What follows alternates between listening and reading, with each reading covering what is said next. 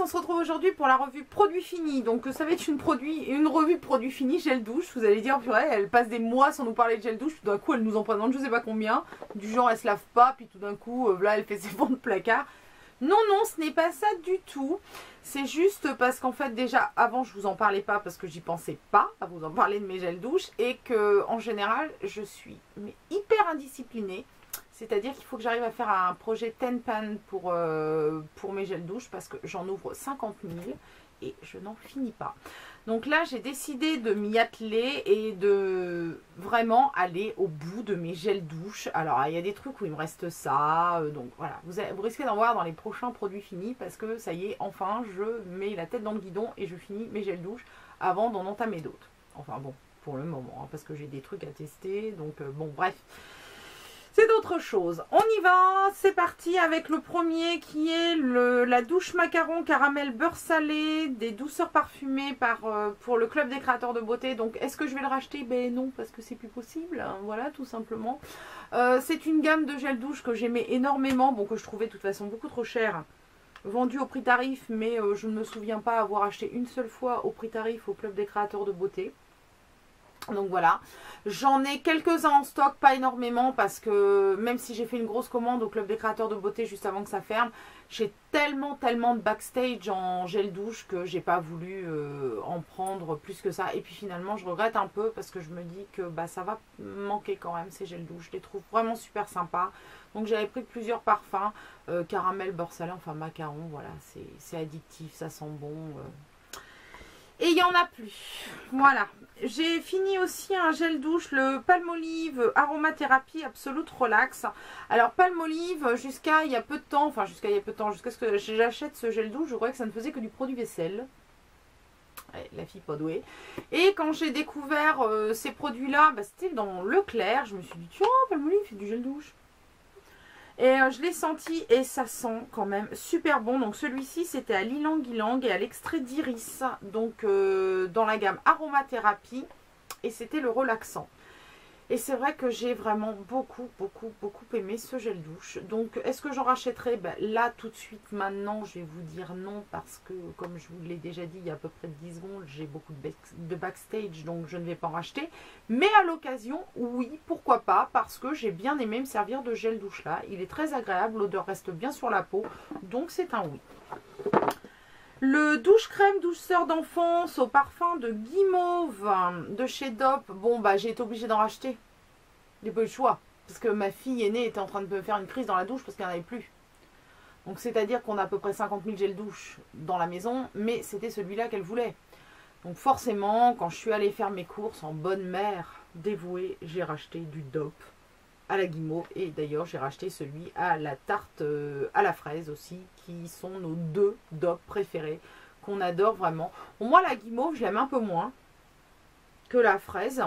Bon, ça sent bon, hein, mais moi, j'ai une préférence pour la fraise. Et Anaëlle, ma grande, a une préférence, elle, pour la guimauve. Et Axel pour la fraise. Bah, c'est-à-dire qu'Axel et moi, on a les mêmes goûts. Anaëlle et moi, on n'a pas vraiment les mêmes goûts. Donc, voilà. Donc, c'était pour faire plaisir à ma grande. Donc, oui, on en rachète. On continue à en racheter. On a fini aussi le caviar de bain fabuleux fraise des bois reine des merveilles de chez Nocibé. C'est ça, c'est Nocibé hein, qui fait ça. Oui. Que j'avais eu en solde. Donc j'avais payé ça 2 francs 6 sous. 2 euros 6 sous on dit maintenant. Ah, ça sent super bon. Donc c'est des toutes petites billes qui se mettent dans le bain. Et ça sent trop bon. J'avais eu ça à moins 70%. Donc j'avais dû payer ça dans les 3 euros. Ou moins de 3. Je sais plus. Honnêtement, je vous remettrai peut-être une note là. Parce que j'avais fait un article sur mes soldes sur le blog. Donc j'ai dû mettre le prix je pense. Mais si j'en retrouve, j'en reprendrai parce que ça sent vraiment super bon. Ça fait 180 grammes. Ça nous a duré un petit moment quand même parce que c'était au solde pas d'été, mais en fait d'hiver. On n'a pas que ça non plus, mais ça fait quand même pas mal de bains. Donc j'en rachèterai, oui, si je tombe dessus à l'occasion. Un autre gel douche qu'on a fini, c'est le douche lait tonifiante à la pomme d'amour de chez Cottage. Donc j'avais acheté ces gels douche en lot de 3. lors des semaines de la beauté chez Leclerc et j'ai pomme d'amour, coin quelque chose, caramel, lait de réglisse, je sais plus. Enfin, j'en avais pris pas mal. Et pomme d'amour, c'est un de mes préférés. J'aime beaucoup, beaucoup. Bon, j'aime beaucoup l'odeur de la pomme. Déjà, je suis une bonne vraie normande. Et pomme d'amour, non, c'est vraiment un super produit que j'aime beaucoup. Donc voilà. Bon, j'en rachèterai pas parce qu'il m'en reste encore, je crois, 2 encore en backstage. Mais à l'occasion, oui, j'en rachèterai. Il n'y a aucun problème. J'ai fini aussi le gel douche fruits de Noël orange et amande. Alors c'est même pas la collection de l'année dernière, ça doit être la collection de l'année d'avant quand je vous dis que je racle les fonds de tiroir pour arriver à faire un peu de tri. Ça sentait super bon ça. Ah j'adore ça. Cette odeur d'orange, la zeste d'orange. D'ailleurs j'ai le parfum fruits de Noël.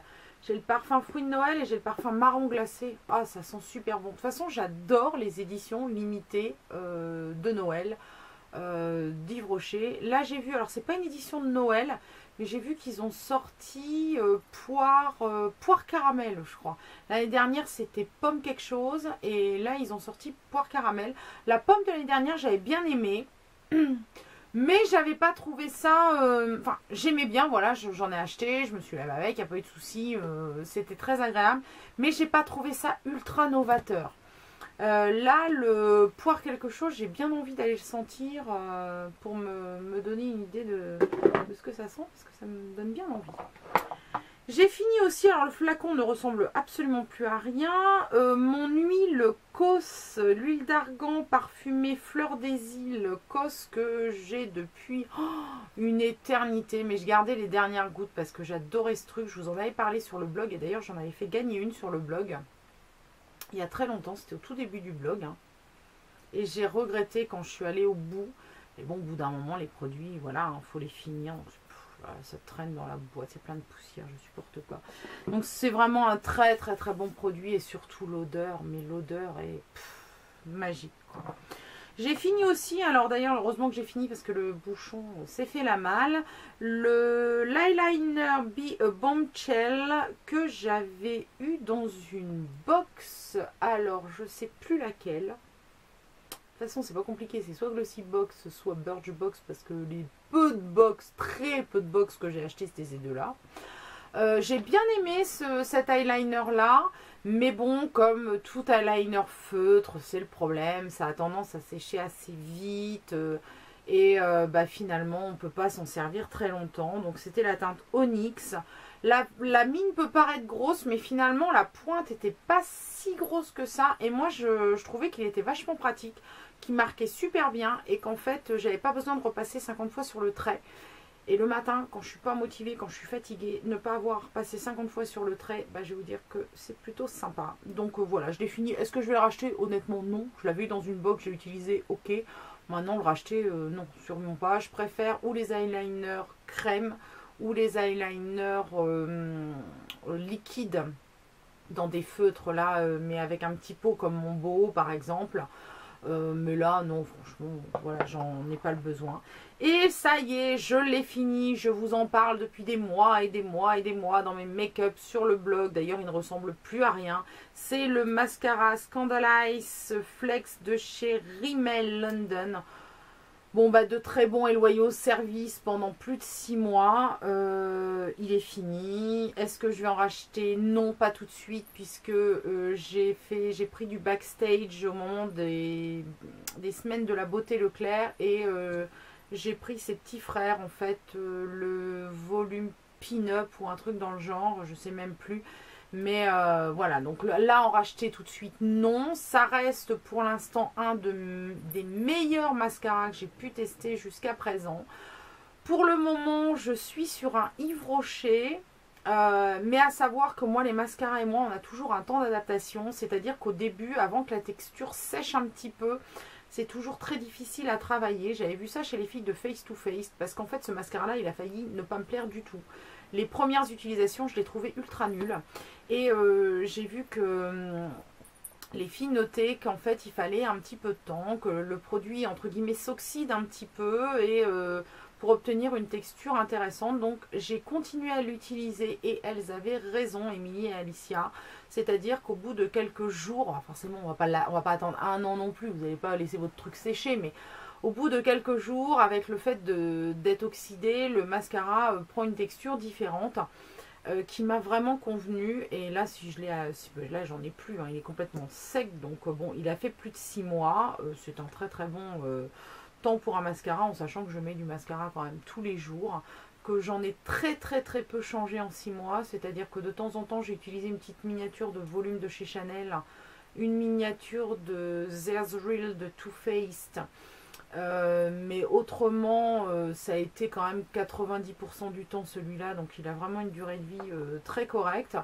Vous pouvez facilement le trouver en promotion lors des semaines de la beauté, de ce genre de trucs là. Moi je les paye aux alentours de 5 € quand ils sont chez Leclerc, donc c'est quand même valable. Et là, le livre rocher que j'ai, on s'apprivoise depuis quelques jours. Et c'est plutôt pas mal. Donc, je reviendrai dessus. On en reparlera ultérieurement. Donc, voilà. C'était un petit produit fini. Mais vous savez très bien que j'ai horreur de garder des grosses boîtes de produits finis. Donc, dès que ma boîte arrive à saturation, eh ben, je passe à ce genre de vidéo. Étant donné que c'était des gros flacons, il y en a peu, mais j'ai quand même trouvé le moyen de papoter pendant un moment. Je ne sais plus combien de temps, mais enfin voilà, j'ai papoté, je ne fais que ça. Je suis une bavarde. Donc on repart avec une boîte vide, et puis la prochaine vidéo, quand j'aurai des nouveaux produits à vous montrer. Donc il y aura sans doute encore beaucoup de produits de douche, parce que j'espère arriver à faire un peu de tri dans mes armoires. Sur ce, je vous souhaite une très belle semaine. Prenez soin de vous, et à la semaine prochaine pour une nouvelle vidéo.